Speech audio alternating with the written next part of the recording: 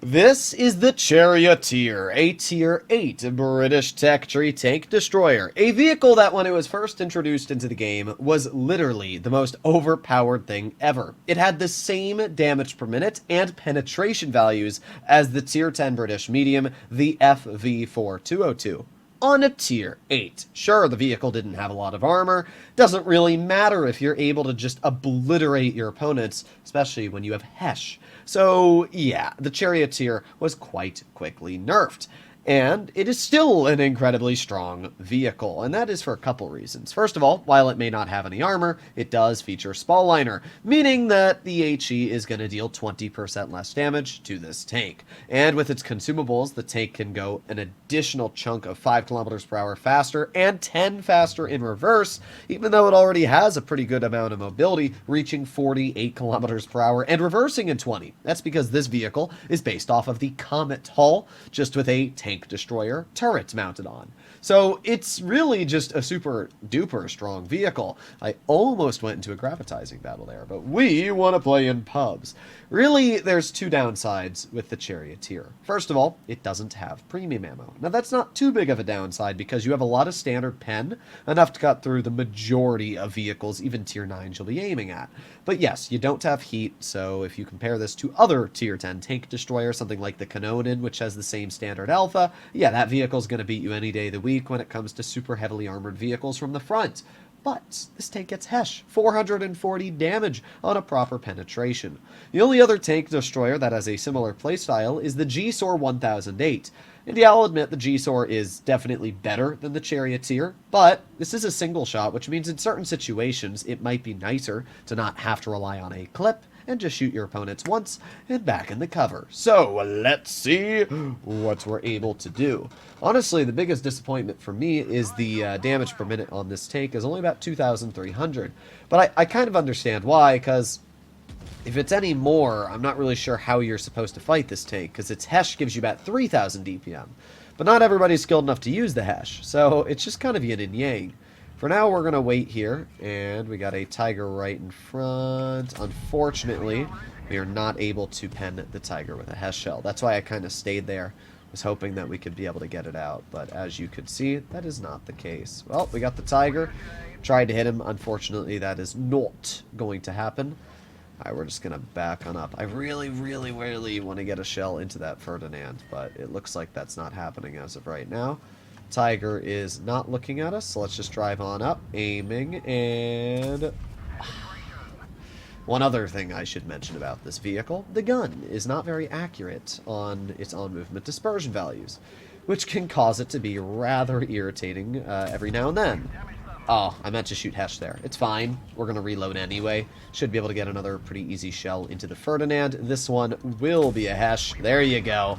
Nice 430 damage shot. And the Smasher finishes him off. Okay, not too bad. See if we can get a shell into the side of the Shark. Oh, 480. Ooh, I don't think he enjoyed that all too much. We're kind of stuck on an invisible wall here. That's not going to stop me. Come on, back up. That's all you got to do. Just back up slightly. And thank you. 386. Oh, man. We are bonking the life out of that Shark. And even though our KV4 doesn't have the most support, we've still been able to get out a pretty solid chunk here. So the Emil is, what's he going to do? Well, I don't really like the situation that's unfolding, to be real. Got the edge of the Emil 1, and, unfortunate. You see, I can't really push because the Emil is a super, super deadly vehicle, and the current position it's in... Yeah, there you go. I was going to say the current position it's in is going to hurt me from what I want to do. But we got a pen into his vehicle as it is. Pretty nice pen as well, I'll admit. And now let's aim in. Oh, did we pen that? Yes, we did. 460 damage into the Chisei. Let's reload again. A 3, a 2, a 1, and... Yep, we're not able to Hesh him, but that's fine. We'll still get a nice AP penning shot. As I said, this vehicle has very solid pen. So you can still get the job done fairly easily with this tank. Got the Chisei off to the side. Keeping an eye on my teammate. Let's just get to the side of the Chisei, get an easy Hesh into his vehicle. Let's put on our adrenaline, and let's see. Pretty sure the Shark is going to... Oh, he's going to fluff the shot. Well, goodbye. That is the Tier 7 tank destroyer right there. Need to figure out how I want to encounter his tank. We're not fast enough to, like, run away, so I'm just going to chill right here. We're going to get an easy tracking shot in, and then we're going to chill right here at a position where he's not able to hit me. We're just going to reload. What are you going to do? The answer is nothing. We're going to back up, and we're going to pen him in the lower plate for 390. This player's not able to pen us with another shot, and then because the SMV has such poor traverse speed, we're just going to get to his side. There you go, 488 damage, high explosive. It's a great example of the Charioteer's capabilities. This is a 5,000 damage game. I bet you didn't even realize we did that much, but yes, this was indeed a 5,000 damage battle. This will 100% be an ace. And there you go. We got our ace. We got a high caliber, and we're able to net 82,000 credits. Not a bad result at all. It's just a great example of why the Charioteer is still amazing. Like, yeah, the G-Sword probably could have done similar results, but I don't know if it would have, actually. It's a different playstyle, and the G-Sword's an autoloader. It's just different.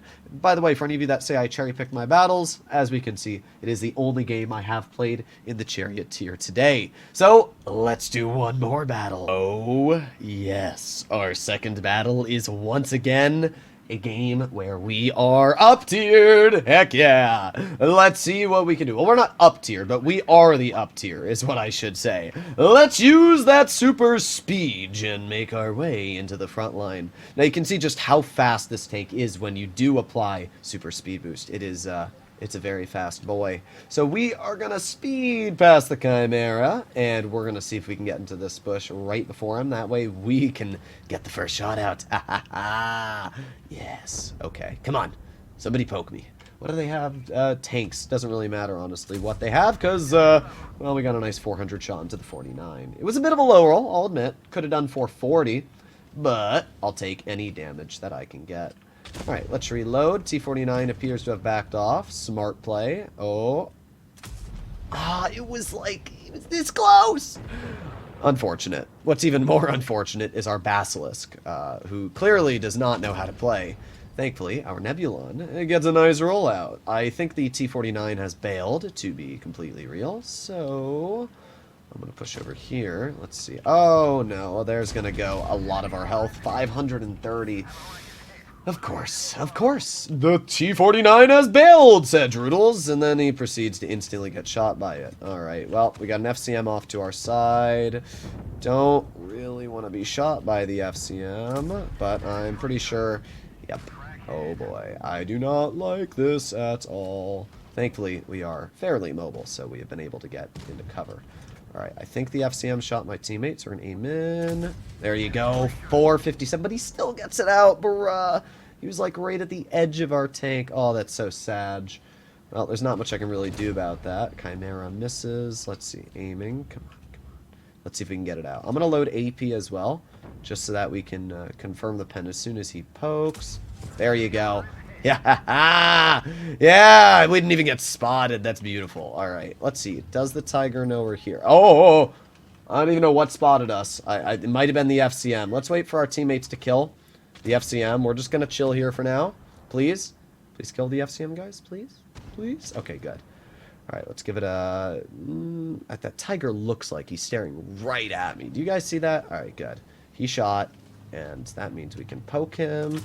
Yeah, 400. Whoa, that's what we got spotted from. Whoa, holy crappy-oly. Okay, then. That's not what I like to see.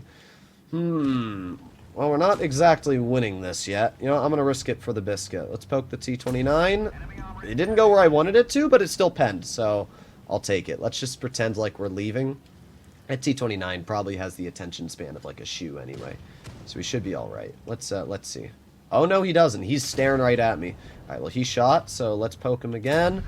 Oh, 380 shot. Oh, we're getting some slaps out here. This is, again, where the Charioteer just feels fantastic. Oh, okay, he shot, which means we should be able to poke. Aim in. Unfortunately, went under the Action 10, but we still got 200 out. That's not bad at all. Let's reload again. Let's aim in on the Action. We're not able to get that shell. And then the Tiger's in cover. But I could really care less. We won, and we lived. And that's really all that I can ask for. As we can see, the Charioteer is actually quite a solid tank. And We actually got the kill.